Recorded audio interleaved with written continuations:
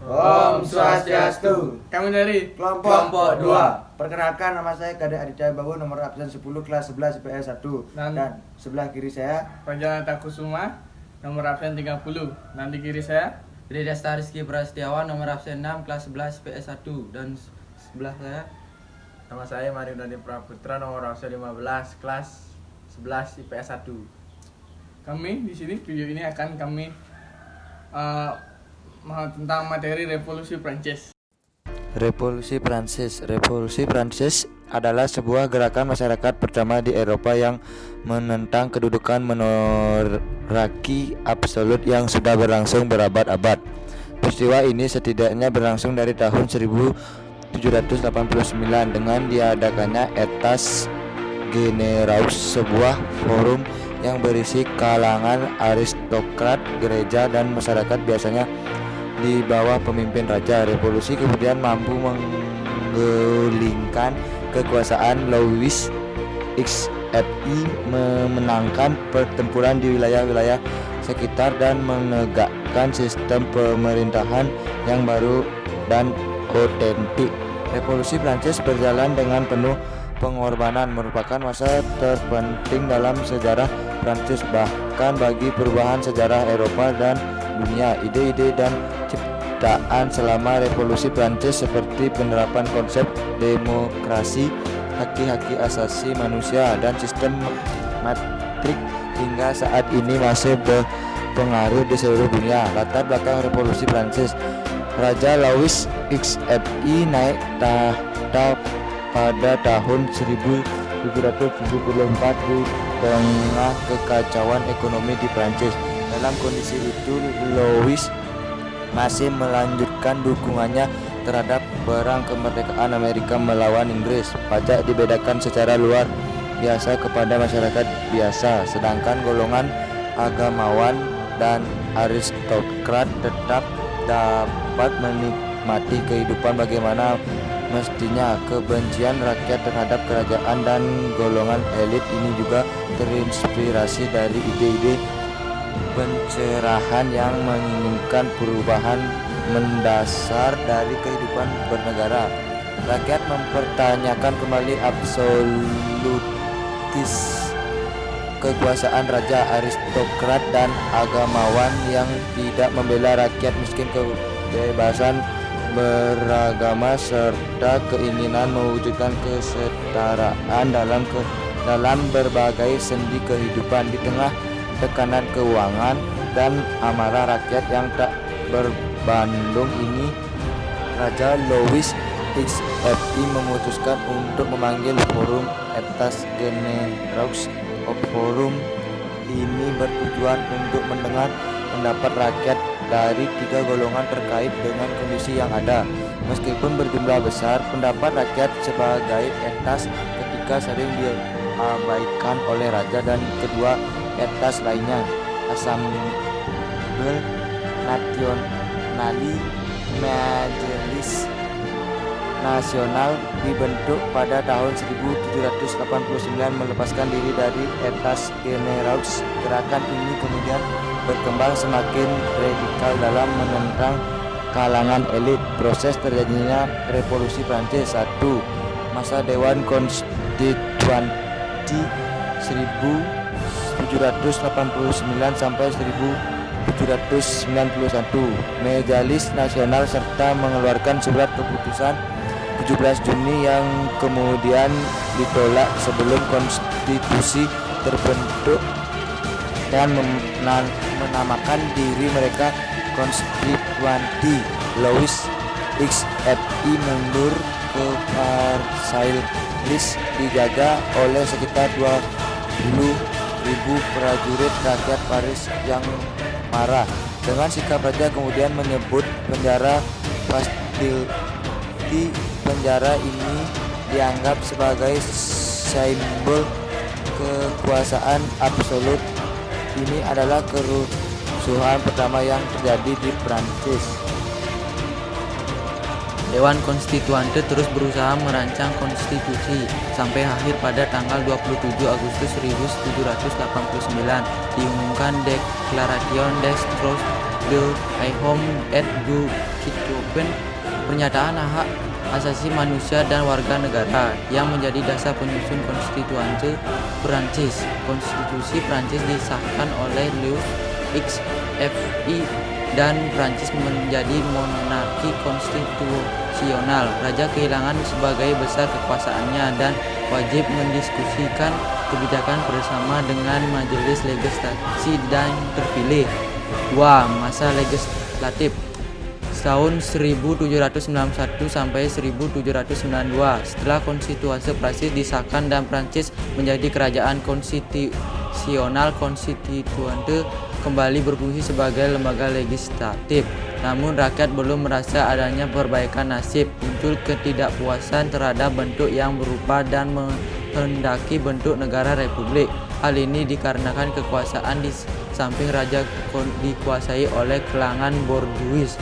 Louis XVI yang merasa terancam kemudian berusaha melarikan diri ke Varennes. Rakyat menganggap ini sebuah pengkhianatan dan membawa raja kembali ke Paris. Situasi ini membawa koalisi Austria-Prusia pada 1792 berperang dengan Prancis. Tujuan serangan ini adalah untuk menghancurkan revolusi Prancis yang dianggap berbahaya bagi negara absolut. Namun serangan ini berhasil dipatahkan. Prancis pun beralih ke pemerintahan baru yang disebut Konvensi Nasional di mana pimpinan ada di tangan rakyat. 3. Masa Konvensi Nasional tahun 1792 sampai 1795.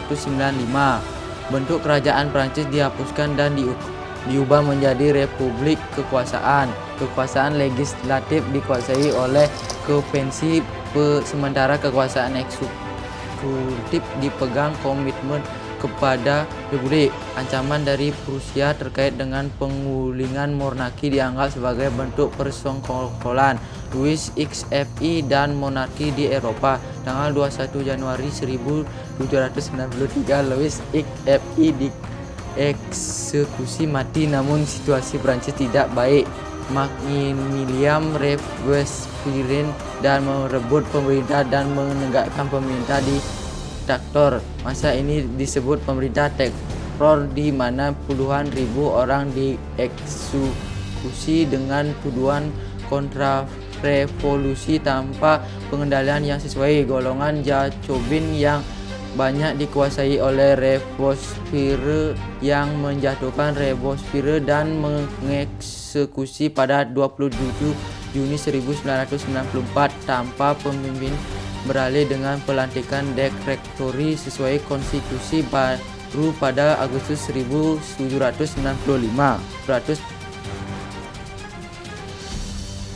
4. Masa Direktori 1795 sampai 1799. Untuk mengatasi keadaan yang semakin memburuk, kaum Borjuis membentuk Dewan Pemimpin Pusat Bidang Eksekutif yang terdiri atas 5 orang direktur dan bermaksud memberikan gambaran mengenai pemerintahan yang demokratis untuk mengatasi keadaan. Kekuasaan baru ini berharap dengan royalis dan oposisi jadi Jacobin. Radikal yang tersisa, pemberontakan terjadi melawan direktori menegakkan kembali monarki. Rakyat Prancis mengharapkan seseorang pemimpin yang kuat. Napoleon berabdi kemudian mencuat karena keberhasilannya mempertahankan kedamaian di Prancis dalam rangka membangun negara baru yang demokratis. Kemenangan demi kemenangan yang diraih dalam berbagai ekspedisi militernya di bawah pemerintah direktori, terutama melawan Australia dan Prusia. Napoleon mampu memajangkan napas republik baru di tengah kepungan monarki Eropa yang takut akan menyebaran ide-ide kontra menarik yang berhasil di Prancis. 5. Tumbuhnya revolusi Prancis. Kekuasaan Napoleon berkembang semakin besar, munculnya ambisi untuk mengambil alih kekuasaan. Napoleon kemudian melakukan KUP dengan membentuk pemerintah konsulat. Ia mengangkat dirinya sebagai konsul tingkat 1 yang merupakan kepala pemerintahan. Peristiwa ini dinamakan dengan revolusi Brumaire yang dilancarkan pada tanggal 9 November 1799. Republik Prancis memang belum resmi runtuh, namun Napoleon menegakkan pemerintahan yang lebih otoritarian dan militaristik, termasuk melancarkan peperangan melawan koalisi monarki Eropa selama bertahun-tahun. Napoleon Bonaparte kemudian mengatakan diri menjadi kaisar pada tahun 1804, mengakhirkan masa Republik Prancis. Meski begitu, Napoleon membentuk lembaga-lembaga jangka panjang yang akan dipergunakan oleh Prancis modern setelah kekacauan pasca revolusi berakhir. Dampak revolusi Prancis. Revolusi Prancis merupakan bagian yang sangat penting dalam sejarah Prancis, Eropa, dan dunia. Peristiwa ini membawa dampak yang abadi dalam memperkenalkan ide-ide demokrasi dan perlawanan terhadap monarki absolut di seluruh dunia. Dampak bidang politik. Bidang politik tentunya adalah bagian terpenting yang mengubah dalam revolusi Prancis. Perubahan struktur politik dari monarki absolut menuju republik adalah perubahan pertama di Eropa, menjadi bahan bakar baru bagi ide-ide kesetaraan dan paham demokrasi, dan adanya lembaga-lembaga yang mampu menunjang kehidupan masyarakat Prancis. Kondisi ini munculnya kemungkinan adanya perubahan dari monarki yang di banyak tempat menimbulkan ketidakadilan, serta politis revolusi Prancis berdampak pada penyebaran paham liberal ke seluruh dunia, termasuk Indonesia. Dampak bidang ekonomi. Revolusi Prancis juga membawa perubahan di bidang ekonomi. Salah satunya adalah penghapusan peraturan perdagangan dan pembentukan sistem metrik atau desimal yang kemudian disepakati sebagai sistem internasional dalam berbagai ukuran fisik. Adanya sistem yang bersifat global ini tentunya memberi dampak yang sangat positif dan pergerakan perdagangan internasional. Keuntungan ekonomi ini dimiliki gereja untuk menguasai tanah juga dihapus. Pertanian ini diberikan hak tersebut sehingga dapat meningkatkan pendapatan. Dampak bidang sosial. Dampak bidang sosial yang paling dirasakan adalah menghilangnya stratifikasi serta adanya persamaan hak dan kewajiban sebagai warga negara. Semboyan egalite fraternite liberal yang berarti kebebasan, keadilan, dan persaudaraan menjadi dasar terwujudnya kesejahteraan bagi seluruh warga negara Prancis. Pengaruh revolusi Prancis bagi Indonesia.